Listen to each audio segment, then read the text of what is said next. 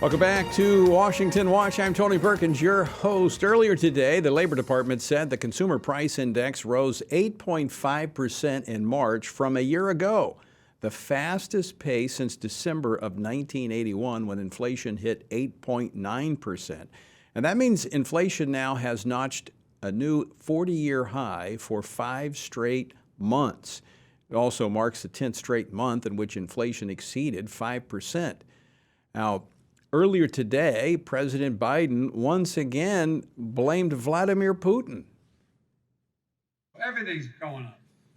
We saw today's inflation data. 70% of the increase in prices in March came from Putin's price hike in gasoline.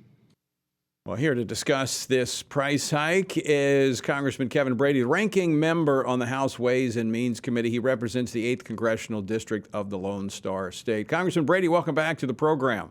Tony, good to see you. Thanks for having me. So Putin is kind of like global warming. He gets blamed for everything now. Yeah, I thought the president might try to take it out on the Easter Bunny this week, but I guess Putin was the choice. So look, today's report was expected to be bad. It was worse than that. So inflation is rising 3 times faster than your paycheck. So every family is taking, in effect, every month another pay cut. Put in perspective, the average family in America now, since Joe Biden became president, is paying an extra $5,700 more to buy the exact same things than they were before. That's a huge hit for families. And I think it explains why a new survey this week shows Americans are so pessimistic. They feel as bad about their finances now as they did during the height of the COVID pandemic, which is pretty stunning. And as we know, this inflation began a full year ago. It's been raging since that. And don't take my word for it. The Federal Reserve really points to President Biden's $2 trillion COVID stimulus as one of the first big drivers of inflation. The other bad news today, we got a sort of a double whammy. The report from the National Federation of Independent Businesses, our small businesses in America, who are really the canary in the coal mine. They tell us so much about the economy. So small business optimism is at the lowest ever recorded. And it's for the same reason families feel that way. Inflation is so high for small businesses, they're having to pass it on to their consumers or eat it, and they can't find workers either. So, from an economic standpoint, I know the president was sort of trying to take a victory lap, but it was a pretty bad day all around. And then we see the Federal Reserve responding to this, saying they're going to continue the interest rate hikes that they're proposing. What is the balance that the Federal Reserve has to keep here when it comes to raising interest rates? Well, economically, they are in a bad position because they were, like the White House, in denial for so long about inflation. They didn't take the steps last year they needed to take. So right now, as you know, the only way to defeat inflation is for borrowing costs to be higher than inflation. So think about 8.5% inflation right now and accelerating. It's growing each month. So if for borrowing costs to be higher than that, that is a very harsh punishment on the economy. So, my guess is the Fed will fall short of getting inflation under control.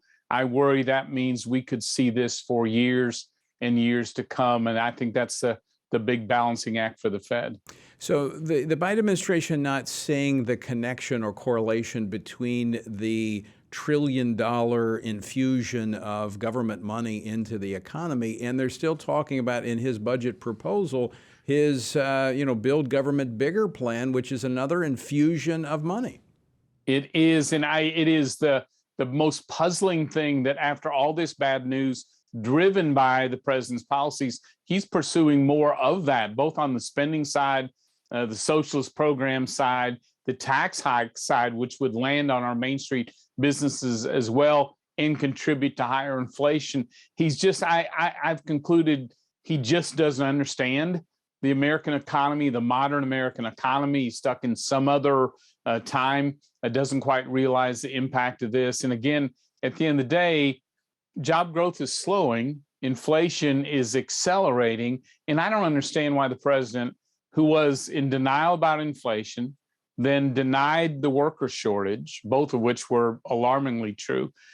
He should admit that we're in the middle of a wage price spiral that's very devastating, getting worse each month. And until he admits the problems the economy is facing, I don't think we'll see any progress. So it's clear that government policy affects the economy. They can't necessarily create jobs and grow the economy, but they can surely kill the economy. I mean, we saw that there is growth with the economy when you have less government, less regulation, lower taxes. We saw that under the previous administration, the Trump administration. When we cut taxes, we saw job growth. This tells me for the average family, there's two things. One, it matters who you put in office and the policies that they bring to office. But what's the average family to do now that we're in the middle of this economic situation that is hammering them each and every month? Yeah, and it is just as to your point, when we gave Americans more economic freedom and they kept more of what they earned, we saw not just growth, but we saw some of the highest wage growth in history, especially among people of color, those without a lot of job skills, those who are disabled. The reverse is true under this president. Those are the same people getting hammered the most by this inflation, and they're trying to substitute, less expensive food and clothing and all that. But fuel alone will add $2,000 this year to their costs. That alone is crushing. And so, for them, they are disheartened. That's why they're feeling so discouraged at this point. They need to be talking to this president to tell them to stop doing what is causing this inflation. So far, he just seems heck bent on going forward with the same policies. And, I do acknowledge that the situation in Ukraine has raised energy prices, but we could have buffered the impact of that by our domestic production had we pursued the right policies there. So again, another policy choice that has real life consequences. Kevin, Brady, always great to talk with you. Thanks so much for joining us today. Good to see you, Tony. Thank you.